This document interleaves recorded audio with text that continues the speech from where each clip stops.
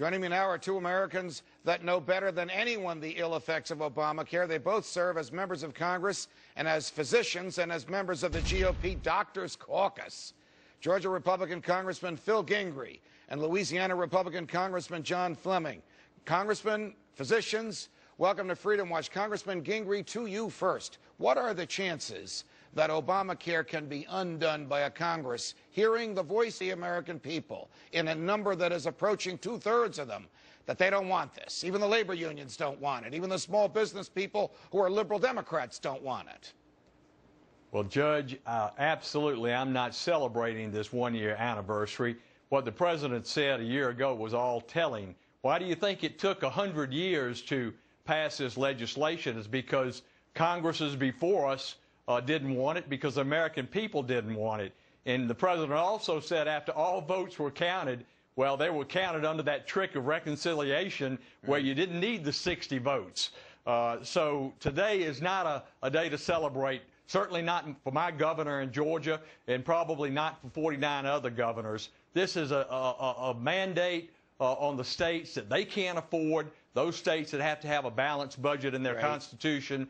And we just keep printing money. We cut $575 billion out of the Medicare program and then have the audacity, Judge, to send out glossy flyers to Medicare recipients saying how much they've improved the program and yet created another entitlement program. Congressman Fleming, you're a physician. You operated a practice of medicine. You're a small business person.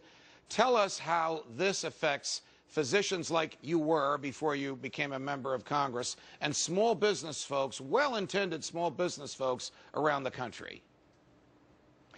Well, Judge, thanks for having me on. Basically, what this does is put price fixing completely on health care.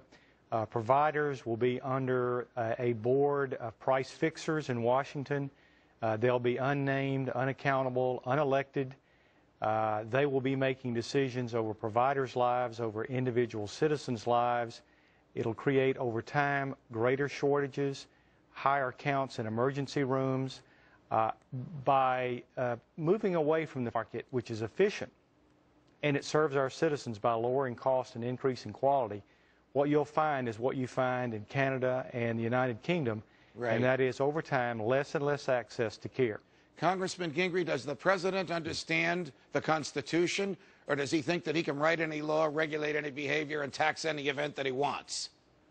I think the latter, Judge. I think he and Eric Holder are smoking something funny when they interpret the Constitution and the Commerce Clause to say that you can require people to engage in commerce. If that's true, they'll have me eating broccoli next year, and I certainly don't want to do that. And we've got to stop these we've got to defund it. You asked me the question earlier, can we stop it? Judge, we can. But at the same time, we have got to stop these unfunded mandates then that would continue on the backs of our states and our citizens paying state taxes as well as federal taxes. So we need to really get rid of this monstrosity. Congressman Fleming, we only have about 30 minutes. I've already asked Congressman Gingrey this question on another show, and he's already told me he will never vote to raise the debt ceiling because he doesn't trust how the president would spend the money.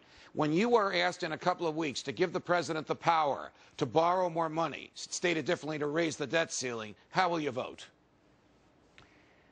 Judge, the only way I would vote to raise the debt ceiling is if we had something significant and substantial, such as an amendment to balance the budget or complete repeal of Obamacare. There you go. It would have to be something that would have such a high priority that it would be something that even I would be willing to raise the debt ceiling on. Congressman Gingrey, Congressman Fleming, thank you very much for joining us.